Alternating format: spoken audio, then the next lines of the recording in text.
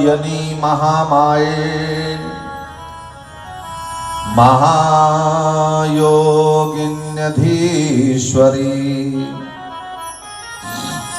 नंदगोपसुतं देवी पति में कुरुते नमः। ये जो ब्रज की नारियां हैं ये कात्यायनी देवी का व्रत करती हैं, पूजा करती हैं, अनुष्ठान करती हैं, माला जपती हैं कात्यायनी मैया की। और कात्यायनी मैया के मंदिर के सामने जो जमुना जी है वहाँ पर स्नान करती हैं और फिर कात्यायनी जी के मंदिर में जाकर के पूजा करती हैं। और पूजा करके माँ कात्यायनी मैया से, जगदम्बा से यही मांगती हैं, हे माँ हमें कृष्ण जैसा पति मिले, कृष्ण जैसा पति हमारे जीवन में हमें प्राप्त हो और कृष्ण ही हमें पति के रूप में प्राप्त हो। जब ये व्रत करती है, पूजा करती है, तो मेरे कन्हैया ने कई बार इनसे कहा, देवियों व्रत करना ठीक है, पूजा करनी अच्छी बात है, माँ कात्यायनी की आराधना करना अच्छी बात है, परंतु जमुना जी जो पवित्र तीर्थ है उसमें बिना किसी वस्त्रों के स्नान करना ये पाप है। तीर्थ की मर्यादा को कभी भंग नहीं करना चाहिए। तीर्थ पर स्नान करने का भी विधान है, वस्त्रों सहित वस्त्र पहन करके तीर्थ पर स्नान करना चाहिए। निवस्त्र अवस्था में किया गया स्नान तीर्थ की मर्यादा को भंग करता है।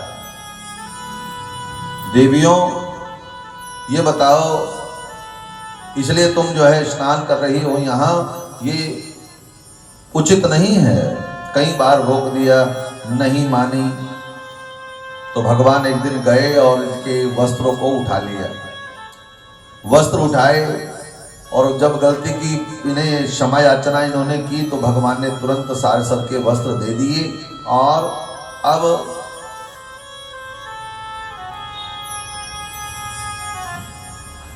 वस्त्र लौटा करके भगवान वहां से चले आए। इतनी सी बात है, लेकिन इस इतनी सी बात के पीछे बहुत बड़े रहस्य छिपे हैं। देखो, जैसे ही वस्त्र पहन करके वो सब गोपिकाएं कृष्ण के सामने आई, तो कृष्ण ने उनको कहा, देवियों देखो, मेरी जगह अगर कोई सांसारिक प्राणी आ जाए तो तुम लज्जा से, शर्म से तुम सर नहीं उठा पाओगे। इसलिए, और दूसरी बात, ये पवित्र सरोवर है, पवित्र तीर्थ है, तीर्थ में वरुण देवता रहते हैं और निवस्त्र अवस्था में जो अगर कोई स्नान करता है तो वरुण देवता का अपमान होता है, तीर्थ की मर्यादा भंग होती है। कहीं पाप कर दिए गए, पाप हो गए, तो तीर्थों पर जाकर के पाप नष्ट हो जाएंगे। अगर तीर्थों पर जाकर के पाप करोगे तो कभी भी नष्ट नहीं होंगे। और मैंने बताया भी था कि 10,000 गुना पुण्य मिलता है और अगर पाप करेंगे तो वो भी 10,000 गुना ज़्यादा दंड भोगना पड़ेगा। तीर्थ की मर्यादा को कभी अपवित्र नहीं करना चाहिए। देखो, दो अपराध होते हैं, एक धार्मिक अपराध है, एक लौकिक अपराध है। लौकिक अपराधों का धार्मिकता में आने से नष्ट हो जाएंगे, लेकिन धार्मिक अपराध कभी नष्ट नहीं होता, कई जन्मों तक पीछा नहीं छोड़ता धार्मिक अपराध। इसलिए जहां धर्म संबंधी विचार हो रहा हो, धर्म संबंधी व्यवस्था हो, वहां कभी भी भूलकर अपराध नहीं करना चाहिए। देखो, आज गंगा अपवित्र होती जा रही है। गंगा को पवित्र करना, गंगा को शुद्ध करना, गंगा को कभी हम गंदा न करें। आज भारत सरकार बार बार यही बात कहती है कि गंगा पवित्र होनी चाहिए, गंगा पवित्र होनी चाहिए। अरे मेरे प्यारे भाई बहनों, सरकार को तो बाद में सोचना है, सरकार से पहले तो हमें भी सोचना चाहिए कि कभी हम गंगा को गंदगी ना डालें, गंगा में गंदा पानी, गंदगी ना डालें, गंगा को पवित्र रखें। गंगा हमारी तीर्थ की एक ऐसी धरोहर है जहाँ जाकर के मानव को शांति प्राप्त होती है, आनंद प्राप्त होता है, पुण्य प्राप्त होता है। हाँ, सफाई करो, सफाई करो। अरे जब सरकार लाख सफाई करने की बात करे लेकिन जब तक हम सब लोग नहीं जागेंगे, हम सफाई रखने की मन में भावना नहीं जगाएंगे, तब तक सफाई नहीं हो सकती। सरकार कहाँ तक सफाई करेगी? हम सब लोगों को भी गंगा का ध्यान रखना चाहिए कि गंगा को कभी भी अपवित्र ना करें। गंगा देखो 4 चीजें हैं, क्या क्या? गंगा, गायत्री, गीता।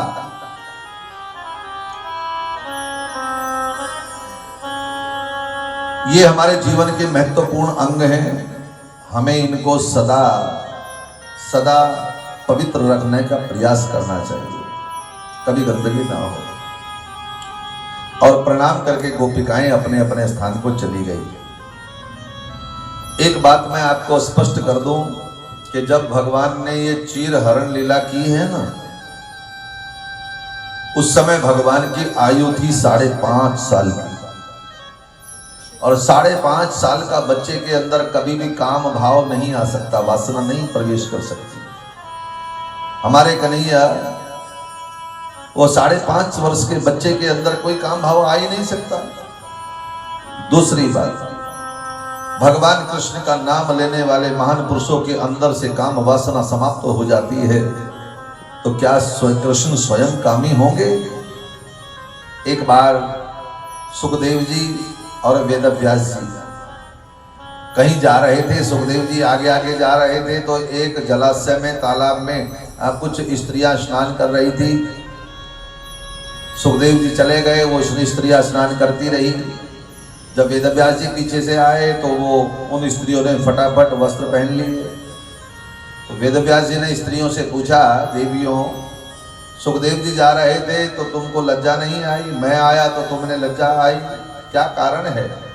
तो उन स्त्रियों ने कहा, हे वेदव्यास जी, आपको तो पता है कौन स्त्री है कौन पुरुष है, लेकिन आपका जो पुत्र है सुखदेव जी, वो तो ऐसा ब्रह्म ज्ञानी महापुरुष है, उसे ना स्त्री का पता ना पुरुष का, वो तो सबके अंदर एकम ब्रह्म द्वितीयो नास्ति न भूतो न भविष्यति, वो तो सबके अंदर केवल और केवल परमात्मा को ही देखता है, उसे और स्त्री पुरुष कुछ दिखाई नहीं देता। अर्थात सुखदेव जी जैसे महापुरुष जो कृष्ण का नाम चिंतन करते हैं, उनके अंदर कोई विकार नहीं होता, विषय नहीं होता, तो क्या स्वयं भगवान कृष्ण के अंदर कोई काम विषय होगा क्या? तीसरी बात, ये जो शरीर है हमारा, ये वस्त्र है, और कृष्ण कौन है? हमारी आत्मा है। बोलो, आत्मा से शरीर छिप सकता है क्या? अरे शरीर में तो आत्मा है, तो कृष्ण हमारे अंदर है। ईश्वरा सर्वभूतानां हृदेश अर्जुन तिष्ठति, वो हमारे हृदय में है, हमारी आत्मा है। ये शरीर तो हमारा वस्त्र है, इधर ये शरीर लगा दिया तो स्त्री हो गया, इधर शरीर लगा दिया तो पुरुष हो गया, लेकिन दोनों के अंदर आत्मा तो एक ही है, और इसलिए उससे कुछ छिप नहीं सकता। और पांचवी बात यह है कि समर्थ को नहीं दोष गोसाई, जिसमें सामर्थ्य है उसे क्या दोष लगता है? परमात्मा से क्या छिप सकता है? अच्छा आप बताओ, तिजोरी की तिजोरी, तिजोरी की तिजोरी, तिजोरी की तिजोरी में रख दो तो किसी को ना पता हो, तो परमात्मा को तो सब पता है? सब कुछ देख रहा भगवान, छिप नहीं सकता उससे कुछ भी, रे मूर्ख इंसान सब कुछ, तो हर समय सब देख रहा है, उससे क्या छिपा सकते हैं? उसके बाद गुरुदेव ने कहा, भगवान कृष्ण ने जो रास लीला की, रास लीला का अर्थ क्या है? आत्मा का परमात्मा से मिलन हो जाना ही रास लीला है। आपकी आत्मा कन्हैया को मिलना चाहती है, हाँ जी के ना जी? तो जो आत्मा जिस दिन परमात्मा से मिल गई, आत्मा ने परमात्मा को जान लिया, देख लिया, बोलो उसी दिन महारास हो जाएगा। और वैसे भी हमारी आत्मा का पति कौन है? अच्छा, आत्मा स्त्रीलिंग है कि पुल्लिंग है? बोलो, आत्मा क्या है? आत्मा को कोई ये तो नहीं कहेगा पुल्लिंग है स्त्रीलिंग है, और परमात्मा क्या है? पुल्लिंग है। हमारी आत्मा का पति तो वही है है कि नहीं? तुम हो एक अगोचर सबके। हाँ, वही यहाँ हमारी आत्मा परमात्मा से ही मिलना चाहती है और परमात्मा हमारी आत्मा से मिलना चाहता है, अंशी अंशी से मिलना चाहता है। बिछड़ा हुआ माँ का बेटा माँ से मिलना चाहता है, माँ अपने बेटे से मिलना चाहती है। बिछड़ी हुई गाय का बच्चा गाय से मिलना चाहता है और गाय अपने बछड़े को देखना चाहती है, रंभाती रहेगी। और अब मिट्टी का डला उठाओ, आकाश में फेंको, धरती पर गिरेगा। वो पृथ्वी का अंश है, जब तक नहीं पृथ्वी से मिलेगा तब तक दोनों बेचैन रहेंगे। ऐसे ही हम भगवान के हैं, जब तक भगवान से नहीं मिलेंगे तब तक बेचैन रहेंगे। जिस दिन मिल गए उस दिन परम शांत होते चले जाएंगे, उस दिन हम आनंद से विभोर होते चले जाएंगे। साहब, श्रवणं कीर्तनं विष्णो स्मरणं पादसेवनम् अर्चनं वंदनं दास्यं सख्यात्म निवेदनम्। रासलीला की कथा सुनने से पहले मनुष्य के अंदर 9 सद्गुण होने जरूरी हैं। 9 सद्गुण कौन कौन से? पहला श्रवणम, ध्यान से कथा को सुनो। दूसरा कीर्तन, और तीसरा विष्णु स्मरणम, भगवान का विष्णु का स्मरण करते हुए, उनके चरणों की सेवा करते हुए, उनकी आरती पूजा वंदन, जो भगवान का दास बन गया हो, ऐसे भक्त को रासलीला सुनने का अधिकार है। जिसके पास ये 9 सद्गुण ना आए हो उसे रासलीला कभी सुनानी नहीं चाहिए। उसे नहीं पता रासलीला का रहस्य क्या है।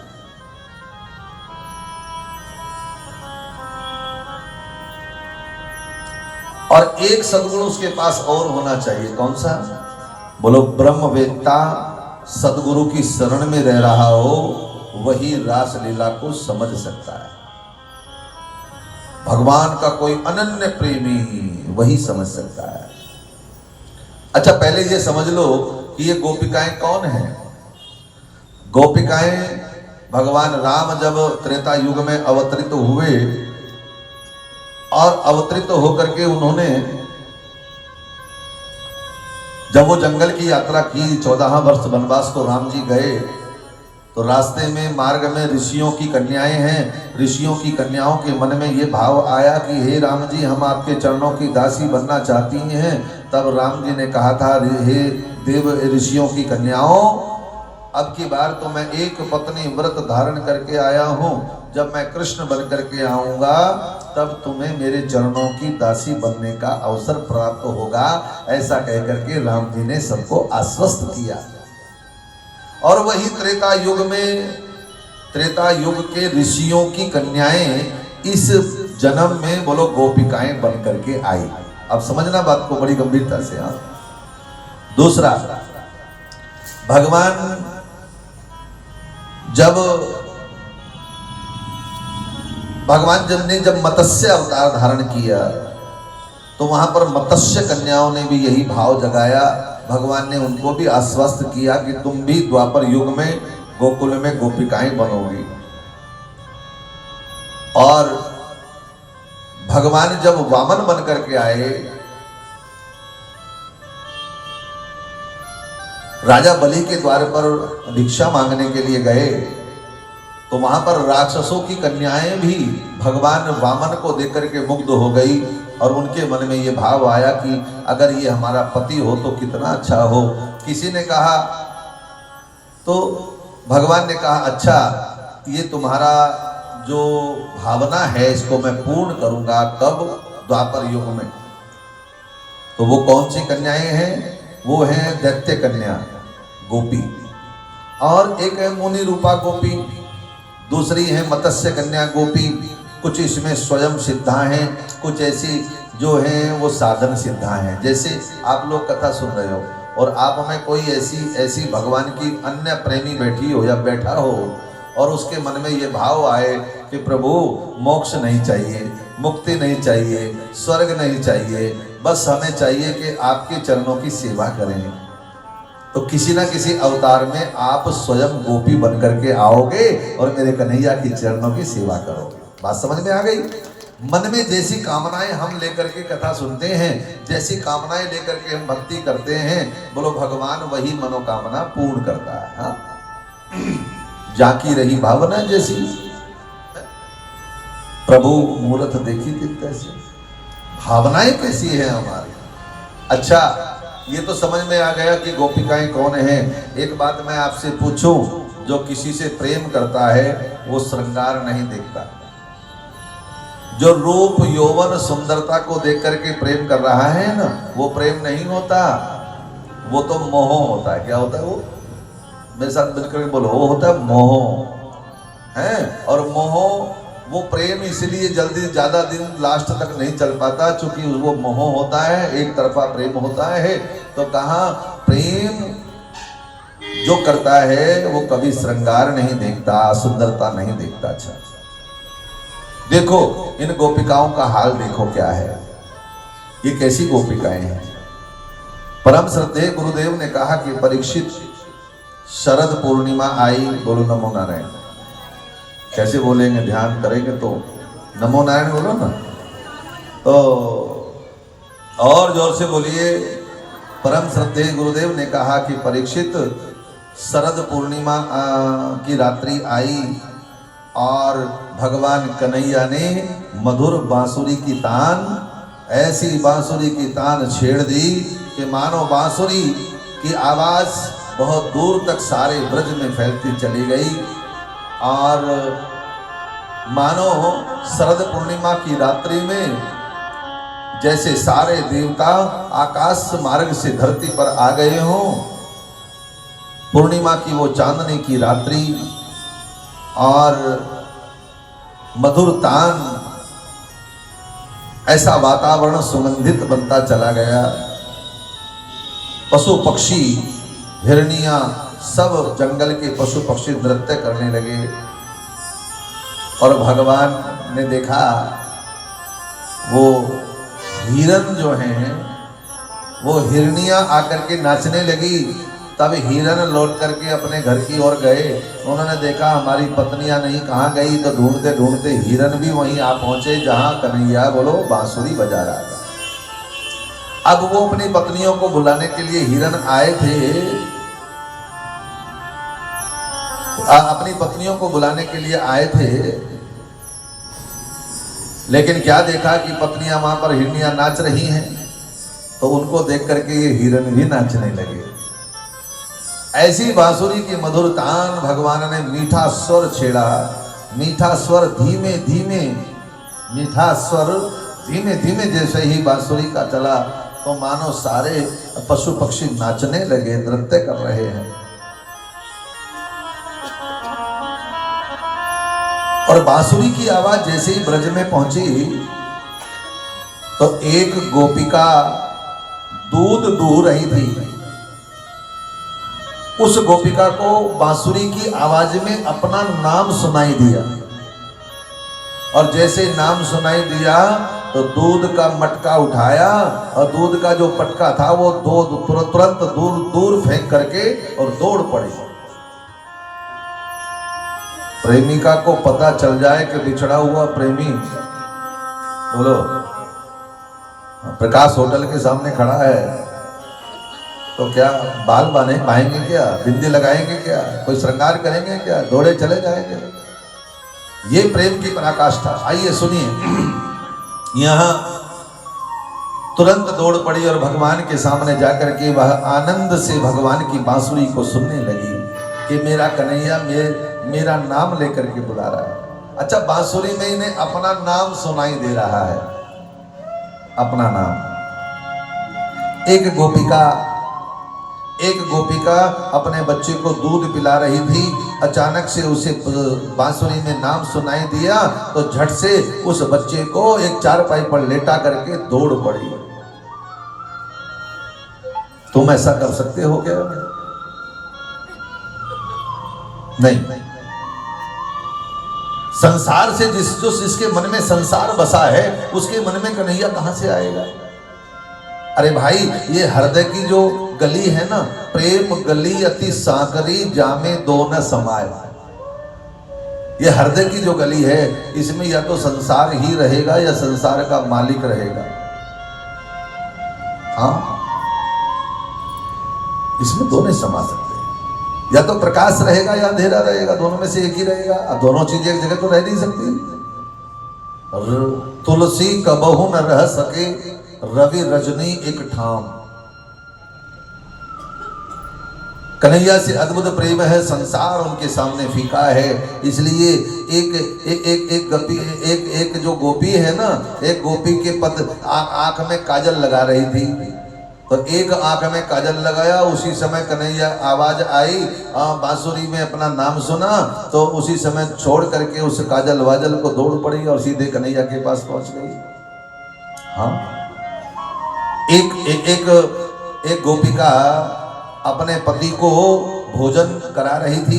भोजन करते हुए पति ने मांगा नमक, उसी समय गई रसोई में, आवाज आ गई बांसुरी की, तो पति को नमक की जगह मीठा उसकी थाली में फेंक करके चल पड़ी, दौड़ पड़ी। एक गोपिका को एक के पति ने कमरे में बंद कर दिया, तो कहा वो आत्मा से भगवान के पास पहुंच गई। सबको अपना अपना नाम सुनाई दे रहा है, सभी दौड़ पड़ी। आप ऐसा कर सकती हो क्या? नहीं, आपका तो यह है कि कथा चल रही है, जाऊंगी आज तो देखो 2 बजे जाऊंगी, फिर अगले दिन मन में आया चलो 2:30 बजे जाऊंगी, फिर 3 बजे जाऊंगी, कभी मन में आया जरा प्रसाद लेने चली जाऊं तो और अच्छा है, बस क्या करूंगी, हर बाद में चली जाऊंगी और तो बड़ी वहां क्या है ना। तो आइए, भगवान का जो प्रेमी है वो तो समय, हाँ, जब भगवान पुकार रहा है तो वो संसार को भूल करके दौड़ पड़ता है। बांसुरी की धुन में खो गई सब ब्रज की गोपिकाएं। देखो, जब तक तन्मयता नहीं आएगी तब तक आनंद नहीं मिलेगा। आप कथा में बैठे हो ना, जब तक तन्मय होकर के नहीं सुनोगे तो आनंद आएगा ही नहीं। कौन आई, कौन गई, कौन बैठी, कौन जा रही है, पीछे पतिदेव आ गए कि नहीं आ गए, कहाँ रह गए, आज कथा में नहीं आए। जब तक इन संसार की बातों में चिंतन रहेगा, बोलो, तब तक आनंद आएगा नहीं। इसलिए तन्मयता का होना अनिवार्य है, चाहे कथा सुनो और चाहे भगवान का भजन करो, तन्मय होना जरूरी है। जब सारे ब्रज की गोपिकाएं, लाखों गोपिकाएं वहां इकट्ठी हो गई, जंग वहां उस खेत खलियान में जहां कदम के वृक्ष पर मेरा कन्हैया बांसुरी बजा रहा है, सारी ब्रजवासी वहां पर इकट्ठी हो गई, तो उसी समय भगवान ने मन में सोचा कि लगता है शरद पूर्णिमा की रात्रि की चांदनी को देखने आई होंगी। चांदनी की रात्रि में खेत खलियान इतने सुंदर लगते हैं, वाह। हाँ, आपने देखा कभी? और वो खेत खलियान सुंदर लगते हैं। कुछ देर जब हो गई खड़े खड़े उन गोपिकाओं को, तो कन्हैया ने कहा, देवियों, तुम यहां किस लिए आई हो? गोपिकाओं ने कहा, हम आई हैं तो मन ही मन में, खड़े भी चुप खड़ी रहे।